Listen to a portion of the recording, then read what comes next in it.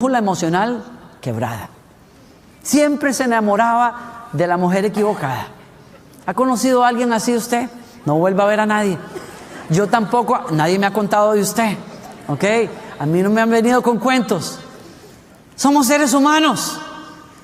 Ojalá quisiéramos hacerlo todo de manera perfecta, pero no es así. A veces nos hemos enamorado de la persona equivocada. Y a veces quizás le haya pasado, no una y dos, sino varias veces. Hay veces en que usted ha dado vueltas por aquí y por allá y vuelve al mismo lugarcito. Y usted dice, ¿pero qué fue lo que a mí me pasó? Hay gente que tiene su humanidad a flor de piel cuando se trata de relaciones interpersonales. Le pasó a Sansón. Y usted sabe que Sansón fue llamado para juzgar a los filisteos, pero se enamoraba de las filisteas. Le encantaban las filisteas y entonces era como decir, Señor, déjame que yo mato a todos esos sinvergüenzas y me quedo con las filisteas. ¿No? ¡Qué cosa más terrible! Usted fue llamado a hacer una cosa específica y puntual, pero usted tiene una contradicción adentro suyo. Le pasó a Sansón y quizás a usted le pase. Quizás usted oye el llamar de Dios que le dice, tú puedes hacer una diferencia en el mundo, pero cuando te ves en el espejo, dijo, no, hombre, Señor. Yo sé muy bien al que usted está llamando, usted no se la puede jugar así nomás. Yo puedo pasearme, pero 2 y 3 veces fácilmente en esos llamados. Mejor déjeme por ahí, cuando no le queden tipos en las bancas, pues me llama a mí, pero hay otros mejores. El llamado del Evangelio es para gente imperfecta, pero que se agarra de un Dios que es todopoderoso y llega a la meta. Dios no está llamando gente perfecta, está llamando gente dispuesta. Y entonces Sansón es una persona que la riega, como dicen algunas personas por ahí, ¿no? Comete errores por aquí y por allá. Ve el poder de Dios que lo llena en un momento y levanta unas puertas impresionantes y las lanza por allá y luego con una quijada mata no sé a cuántos filisteos o los vence.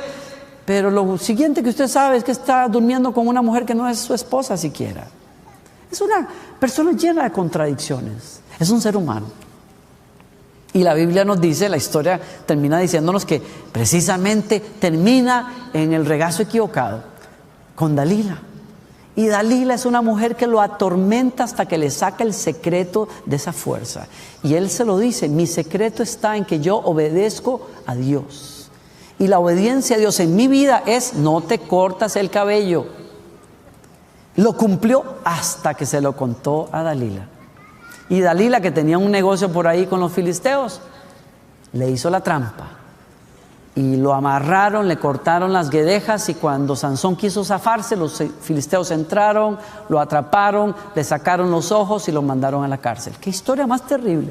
Yo me acuerdo la primera vez que yo leí esa historia y dije, ¡qué cosa tan fea! ¿Cómo estas historias están en la Biblia? Yo me siento deprimido ya solo leyéndola. No, qué cosa más terrible. ¿Qué esperanzas puede tener alguien como yo, jovencito y con tantas cosas? Qué cosa más tremenda. Pero la historia no se queda allí. Se nos dice por allí que una mañana o una tarde, no sé, yo me hice la película solito. Sansón se dio cuenta de algo que pasaba con él. Y yo siempre he imaginado que fue un día que él quiso ir al baño. Y entonces le pidió permiso. Le dijo ahí al carcelero, por favor, necesito ir al baño. Y entonces yo me imagino que lo tenían amarrado así con alambres. O sea, imagínense lo que es tener a Hércules en su cárcel. Se le puede botar la puerta, le puede romper las paredes, puede hacer lo que sea. El dicho favorito de Sansón era, no soy yo cuando me enojo. ¿Dónde fue que vi esa frase? Lo único es que Sansón no se ponía verde, ¿no? El punto es, ya les cayó el 20 a algunos, ¿verdad? Entonces, el punto es que lo tenían súper amarrado seguramente, ¿no? Y entonces dice, tengo que ir al baño y quizás le sueltan quizás las manos y ahí va a como puede al baño y ya hizo lo que tenía que hacer y entonces lo traen quizás a lavarse las manos y cuando él se está lavando las manos, yo siempre he imaginado que de pronto se quiso limpiar la cara por primera vez en muchos días y entonces se toca las fosas en donde una vez tuvo sus ojos y comienza a llorar. Pero no tiene lágrimas. Y entonces comienza el remordimiento y las palabras. Si yo hubiera hecho caso. Si mamá me lo dijo tantas veces. Si yo sentí mi conciencia. Y entonces comenzó en ese síndrome en el que muchas veces estamos los seres humanos cuando sabemos cuál es la voluntad de Dios y cómo hemos sido de burros para hacer la nuestra.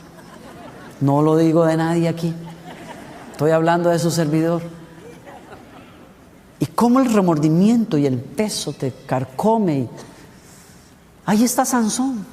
Sansón es un ejemplo de que aunque la gracia de Dios hace cosas poderosas en la vida de nosotros, nosotros podemos dejar de alcanzar la gracia de Dios. Es la verdad. Y así lo dice el libro de Hebreos. Hebreos dice: cuídense unos a otros para que ninguno de ustedes deje de recibir la gracia de Dios. Tengan cuidado de que no brote ninguna raíz venenosa de amargura, la cual los trastorne a ustedes y envenene a otros. Y ese es el ejemplo de Sansón. Es una persona que tiene todo, pero no lo aprovecha. Y yo pienso en Pablo, que en algún momento en una de sus cartas dice: yo he evangelizado más allá que ninguno de los otros apóstoles. Yo he establecido más obras que ninguno más, pero no he sido yo, sino la gracia de Dios en mí, porque su gracia no ha sido en vano para conmigo. Entonces a mí me enseña, como Sansón, que uno puede tener la gracia de Dios que lo levanta, que lo libera, que le da a uno posibilidades que nunca imaginó, pero también uno puede dejar de recibir esa gracia. Y la gracia se vuelve infructuosa en nosotros. Y por eso es muy importante que usted, ojo, que usted se chequee constantemente, que usted tenga hermanos y amigos que le están poniendo un ojo de vez en cuando y le dicen: oiga, póngase vivo, pilas. Antes usted estaba buscando mucho y lo veo muy vago. ¿Cómo que se va a quedar en la casa? Venga, vamos a la iglesia, vamos a orar.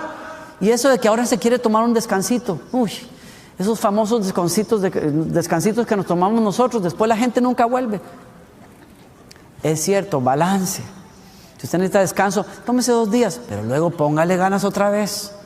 Porque cuando la gente se vuelve más vaguita, suelta también a veces la fe. El punto es: no deje que la gracia sea infructuosa en su vida.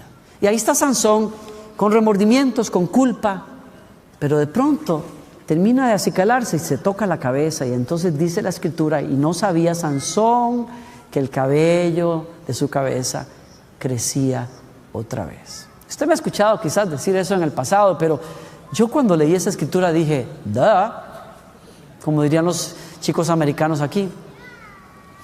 ¿Qué tiene que ver? Porque alguien gasta tinta en escribir que el cabello volvía a crecer si él no era calvo. Hay algunos acá que son calvos, pero y saben lo que es eso. O sea, por más que usted le haga y le eche cactus y no sé qué, ahí no vuelve a salir el bendito pelo. A veces pasa así: no voy a volver a nadie, no voy a volver a ver a nadie, yo voy a mirar a la cámara solamente. En este momento no estoy hablando de nadie aquí. Pero cuando uno lee que Sansón se da cuenta que el cabello vuelve a salir, yo le digo, o me digo a mí mismo: ¿pero qué sentido tiene esto en la historia? Y creo que fue el Espíritu Santo, muy jovencito, que me dijo: hay un mensaje detrás de eso para Sansón y para ti. Y el mensaje para Sansón fue: por más lejos que te sientas, por mucho que la hayas regado, por muy débil que hoy estés, siempre hay una nueva oportunidad para uno que se vuelve con todo el corazón a Dios. Y yo creo que es un mensaje que Dios nos quiere dar a nosotros. No importa que tan lejos estés, cuando tú te vuelves a Dios, la gracia de Dios te encuentra, te restaura y te vuelve al carril para que llegues a la meta. Dios quiere que llegues a la meta. Y creo que Sansón entendió el mensaje bien, porque cuando vino el día de la fiesta de los filisteos y lo pusieron en el templo para burlarse de él, Sansón le pidió a un muchachito que lo acercara a las columnas del templo. Y allí dice la Escritura que pasó algo que nunca había pasado antes en su historia. La Biblia dice: Sansón clamó a Dios. Y eso lo cambió todo. Cuando usted se vuelve a Dios, Dios se vuelve a usted con todo su poder. Y la Escritura dice, mire, la Escritura dice que Sansón le dijo al Señor: dame fuerzas, Señor, una sola vez más. Parece que lo sabía. Dame fuerzas una vez más para hacer tu voluntad. Y empujando las columnas, supo que Dios lo había escuchado, porque la fuerza regresó. y empujando las columnas, dice la Escritura, destruyó más filisteos el día de su muerte que toda una vida andando en su carne.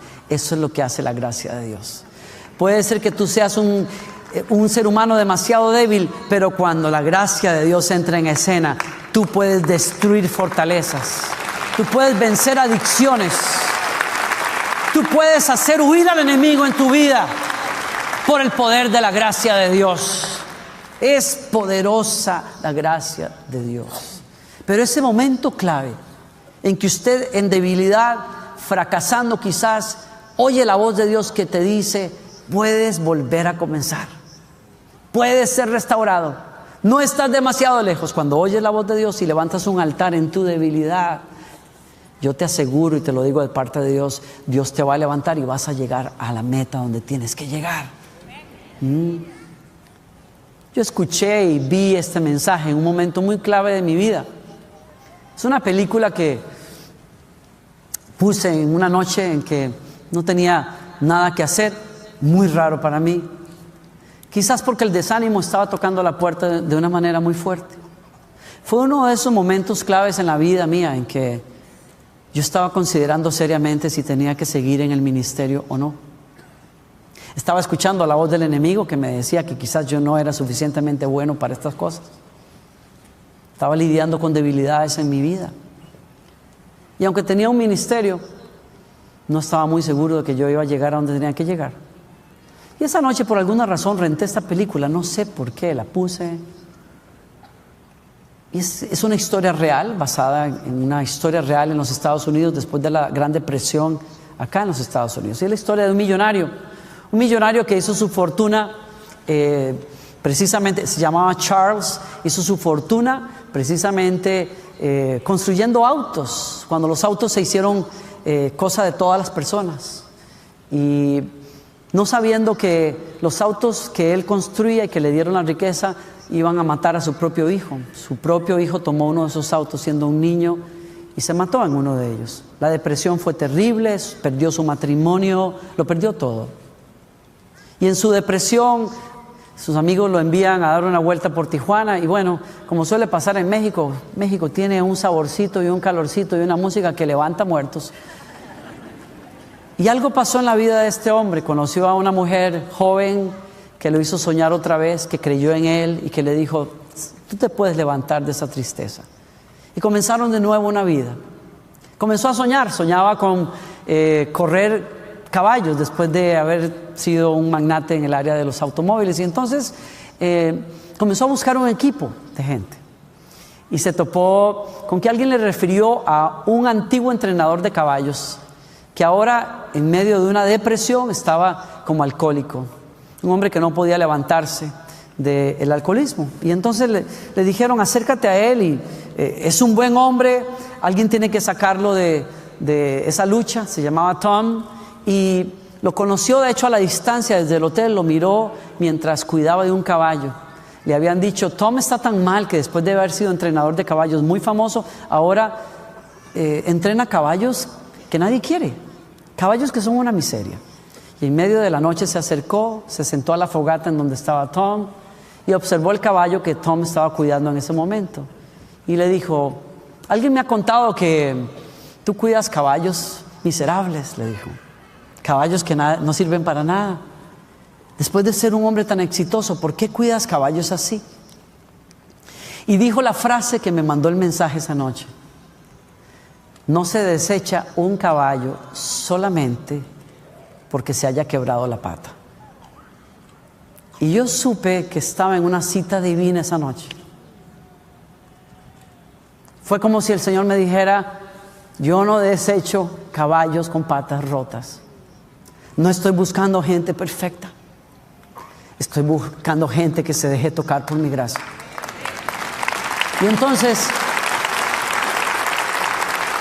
la historia se completa, el equipo comienza a completarse cuando Charles le dice a Tom, yo quiero que seas parte de mi equipo. Ahora necesitamos un jinete y aparece Red. Y Red es un tipo, John en realidad se llamaba, pero le decían Red porque era pelirrojo. Y John es un tipo que sueña con correr, con ser jinete, pero es largucho y altucho y feo, o sea, no como la gente pequeña, bien hecha. Y gloria a Dios.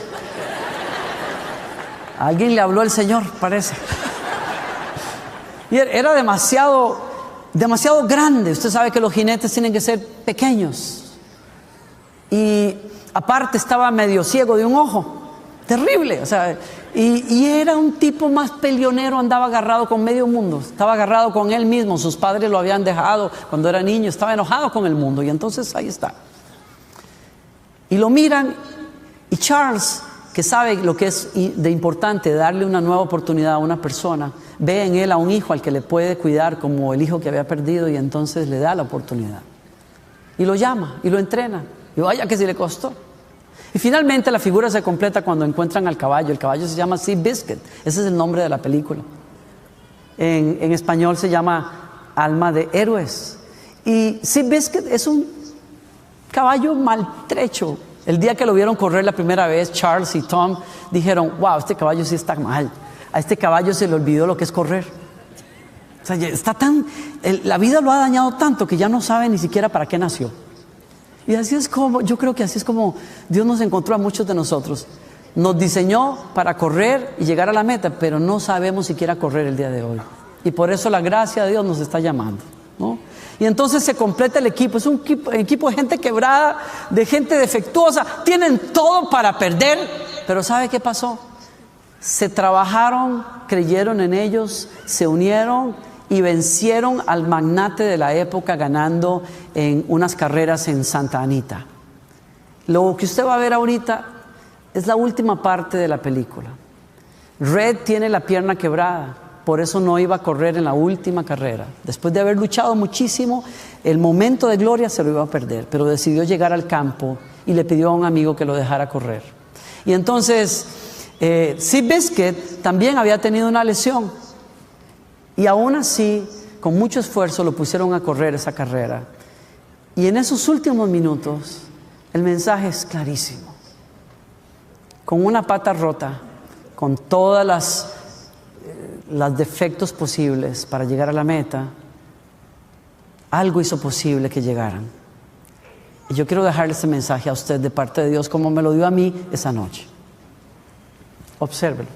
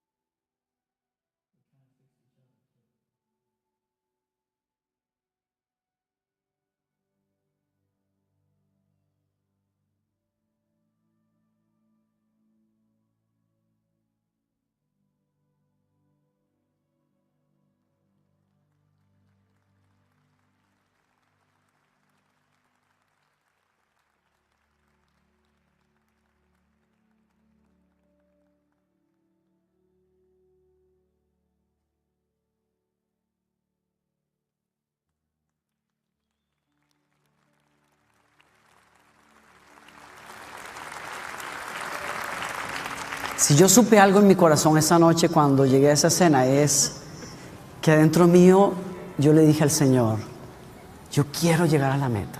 Yo sé que yo puedo llegar a la meta. Pocos días después estaba confesándole a mi pastor mi lucha con la pornografía por muchos meses y comencé un proceso de restauración con él. Y yo sé que no hay nada que pueda detenernos de llegar a esa meta. Usted hoy tiene desilusiones, tiene amigos que quizás lo han traicionado, tiene expectativas que no se cumplieron, quizás tiene indisciplinas, adicciones, yo no lo sé.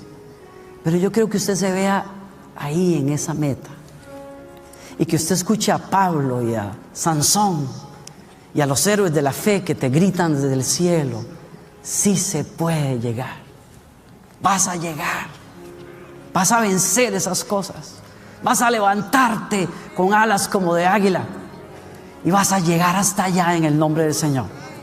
Pero tienes que creerlo y tienes que determinarlo en tu corazón, como yo lo dije ese día en ese altar que le ofrecí al Señor y como yo te invito a que levantes